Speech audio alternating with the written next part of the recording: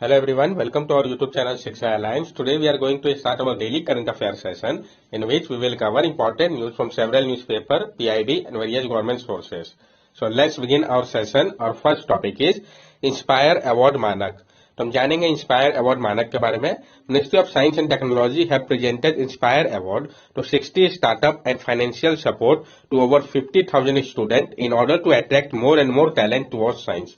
Ministry of science and technology ने present किया है इंस्पायर अवार्ड को 60 स्टार्टअप के लिए और फाइनेंशियल सपोर्ट प्रोवाइड किया है 50,000 स्टूडेंट को ताकि अट्रैक्ट किया जा सके ज्यादा से ज्यादा टैलेंट को साइंस की ओर.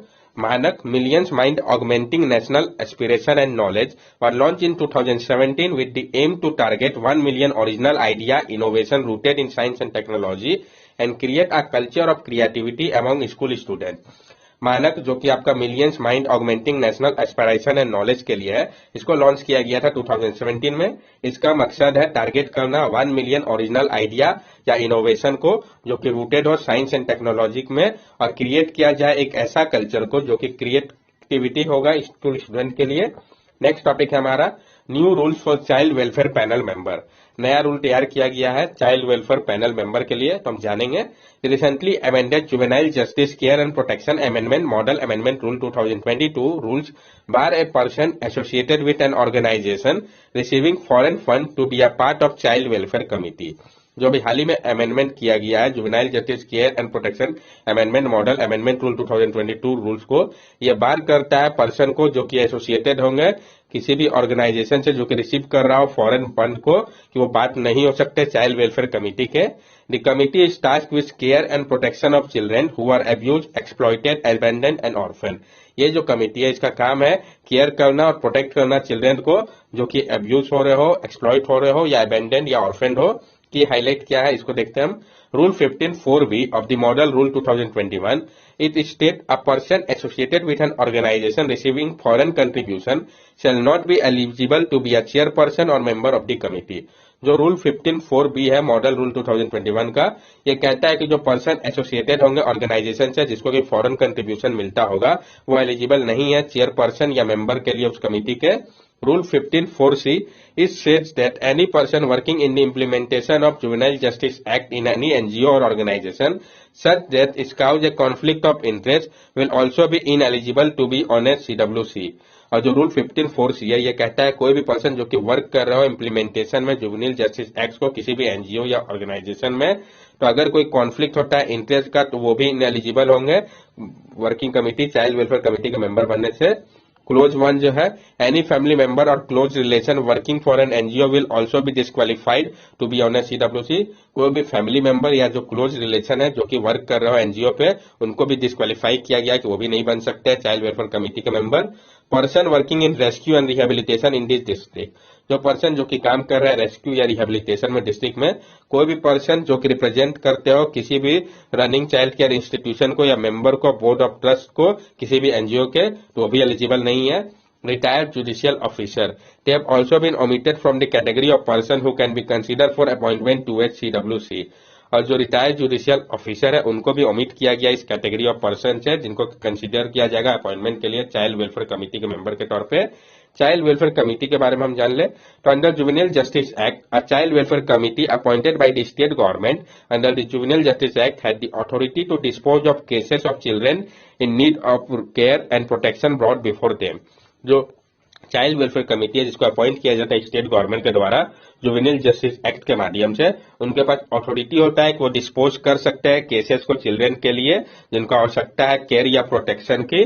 Can also order an inquiry, ये इंक्वायरी का ऑर्डर भी दे सकते हैं to ensure their safety and wellbeing, उनके सेफ्टी और वेलबींग को इंश्योर करने के लिए.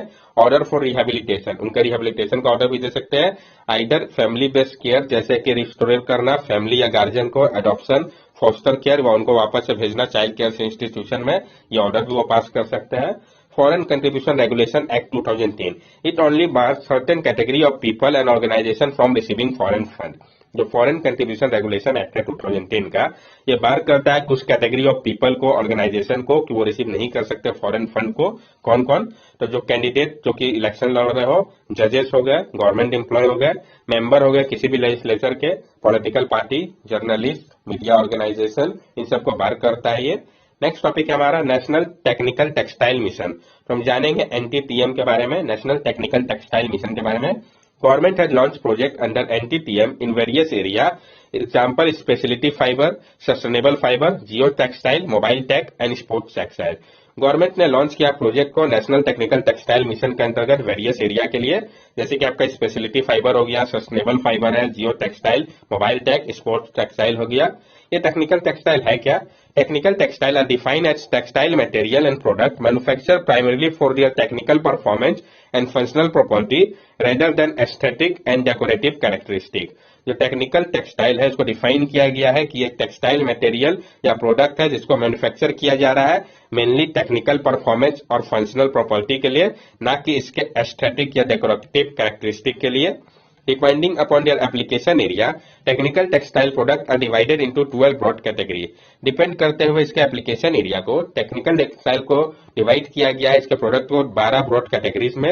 ये 12 ब्रॉड कैटेगरी क्या, हम इसको भी देखेंगे। तो ये आपका agrotech, buildtech, clothtech, geotech, hometech, indutech, mobile tech, meditech, protech, sport tech, oekotech और पैकटेक है। National technical textile mission Ministry of Textile launched in 2022 to be implemented in 2024 to make India a global leader in technical textile and improve their uses. Ministry of textile ने इसको launch किया था national technical textile mission को कब 2020 पे, और इसको implement किया जाएगा 2024 तक, ताकि इंडिया को एक ग्लोबल लीडर बनाया जा सके टेक्निकल टेक्सटाइल के फील्ड पे और इम्प्रूव किया जा सके इसके यूजेस को। Presently, India share only 6% of the world market, and the usage level is only 5 to 10% usage in advanced country 30 to 20%. अभी क्या है, इंडिया शेयर करता है सिर्फ 6% वर्ल्ड के मार्केट में, और जो यूजेस लेवल है वो सिर्फ 5 से 10% है, जबकि इसका यूजेस एडवांस कंट्री में 30 से 20% तक है। इट विल हैव 4 कंपोनेंट, इसका 4 कंपोनेंट है। Research and development, promotion and development of the market, export promotion, education, training and skill development. ये 4 कंपोनेंट है नेशनल टेक्निकल टेक्सटाइल मिशन का। ये आप देख सकते हैं, technical textile property and industrial application. जो टेक्निकल टेक्सटाइल है इसको क्रिएट किया जाता है, इसके फंक्शन को दिमाग में रख के इंडस्ट्रियल फैब्रिक को इस तरीके से डिजाइन किया जाता है कि वो ब्रॉड वैरायटी स्पेसिफिक कैरेक्टरिस्टिक का शो करता है, जो कि इसको आइडियल बनाता है यूज के लिए कॉम्प्रिहेंसिव रेंज ऑफ इंडस्ट्री और एप्लीकेशन के लिए। जो फैब्रिक का प्रॉपर्टीज आप देख सकते हैं, anti bacterial, anti static, chemical resistance, flame retention, insect repellent, order absorbent resistant और यूवी रेजिस्टेंस। नेक्स्ट टॉपिक है हमारा कृतज्ञ 3.0। तो हम जानेंगे कृतज्ञ 3.0 के बारे में। पीआईबी के न्यूज काफी इंपॉर्टेंट हो जाता है। Indian council of agriculture research ICAR with its National Agriculture Higher Education Project and Crop Science Division is organizing Hackathon 3.0 कृतज्ञ on promoting speed breeding और crop improvement। जो Indian council of agriculture research है उसने national agriculture higher division educational project और crop science division के साथ मिलकर organise किया है हैकेथॉन 3.0 कृतज्ञ को, ताकि प्रमोट किया जा सके स्पीड ब्रीडिंग को क्रॉप के इंप्रूवमेंट के लिए। किस लिए इसको किया गया है? स्पीड ब्रीडिंग को प्रमोट करने के लिए, क्रॉप के इंप्रूवमेंट के लिए। किसने किया वो इंपॉर्टेंट हो जाता है। द डिफिनेशन ऑफ कृतज्ञ इज क्री फॉर कृषि मीनिंग एग्रीकल्चर, टा for technique meaning technology and ज्ञा फॉर ज्ञान मीनिंग नॉलेज। जो डिफिनेशन है कृतज्ञ का, क्री आपका कृषि के लिए है जिसका मतलब एग्रीकल्चर होता है, टा टेक्निक के लिए जिसका मतलब टेक्नोलॉजी होता है, और ज्ञान जो है ज्ञान के लिए जिसका मतलब नॉलेज होता है। In this competition, student, faculty and innovator entrepreneur from any university, technical institution across the country can apply and participate in the program as a group. इस कंपटीशन में स्टूडेंट, फैकल्टी या इनोवेटर इंटरप्रेन्योर जो है किसी भी university, technical institution से पूरे country के अप्लाई कर सकते हैं, पार्टिसिपेट कर सकते हैं प्रोग्राम में ग्रुप के तौर पे। नेक्स्ट टॉपिक है हमारा सीड ट्रीटी। तो हम जानेंगे सीड ट्रीटी के बारे में। India host the 9th session of the governing body of seed treaty. किसने होस्ट किया, ये इंपॉर्टेंट हो जाता है। तो भारत ने होस्ट किया है जो 9th सेशन था आपका गवर्निंग बॉडी का सीड ट्रीटी का। सीड ट्रीटी के बारे में हम जान ले। Seed treaty also known as the international treaty of plant genetic resource for food and agriculture is a major legally binding international agreement to conserve, use and manage plant genetic resources. जो seed treaty है जिसको कि हम international treaty of plant genetic resource for food and agriculture भी कहते हैं, ये एक major legally binding international agreement है कंजर्व करने के लिए, उपयोग और मैनेज करने के लिए प्लांट के जेनेटिक रिसोर्स को। It was adopted by FAO in 2001 and came into force in 2004। इसको एडॉप्ट किया गया था फूड एंड एग्रीकल्चर ऑर्गेनाइजेशन के द्वारा 2001 पे, और ये फोर्स पे आया था 2004 पे। India is a party to it, India इसका एक पार्टी है और ये आपका लीगली बाइंडिंग है, ये इंपॉर्टेंट है। The treaty aims at recognising the contribution of farmer to the diversity of crops. ये जो ट्रीटी है इसका मकसद है रिकॉग्नाइज करना जो कंट्रीब्यूशन है फार्मर का डाइवर्सिटी को लेकर क्रॉप्स का।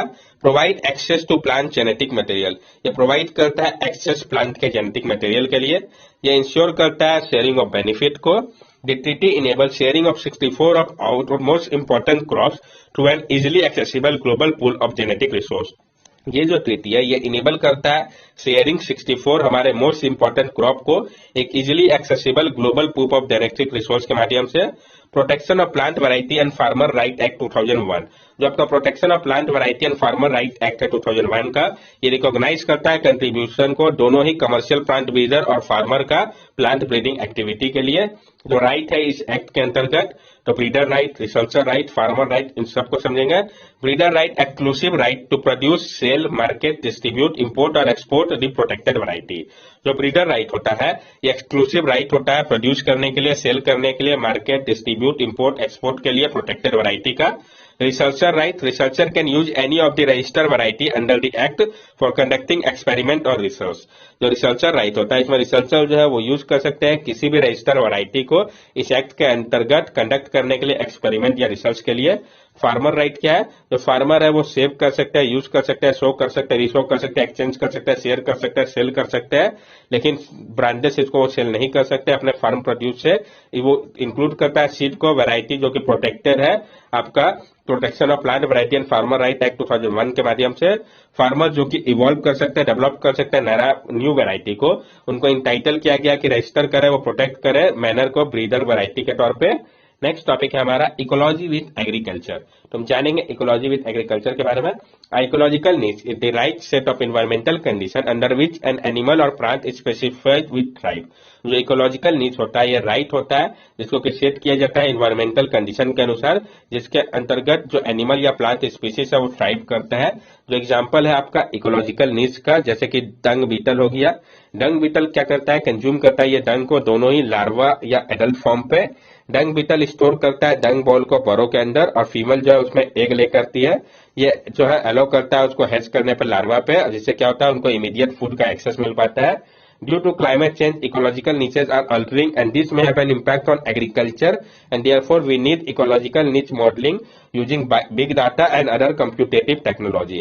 और क्लाइमेट चेंज के कारण जो इकोलॉजिकल नीच है ये भी अल्टर हो रहा है, इसका प्रभाव पड़ रहा है एग्रीकल्चर पर। इस कारण आवश्यकता है कि इकोलॉजिकल नीच पे मॉडल करें, हम उपयोग करें बिग डाटा और अदर कंप्यूटेटिव टेक्नोलॉजी का।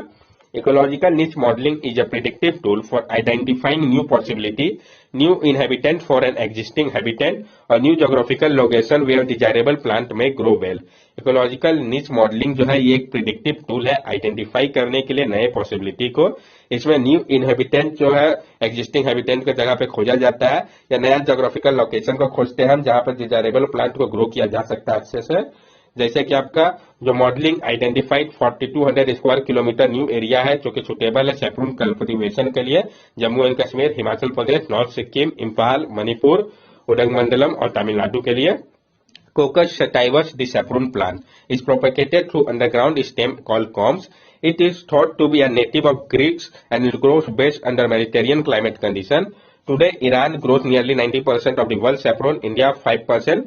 The flower of the plant has 3 bright Christmas stigmata, which are hand-picked when ready and carefully dried for commercial saffron। जो आपका क्रोकस सटाइवस सैफरन प्लांट है इसको प्रोपोगेट किया जाता था अंडरग्राउंड स्टेम जिसको कि हम कॉम्स कहते हैं उसके माध्यम से। ये जो है नेटिव था ग्रीस का, ये ग्रो करता है best under Mediterranean climate condition पे।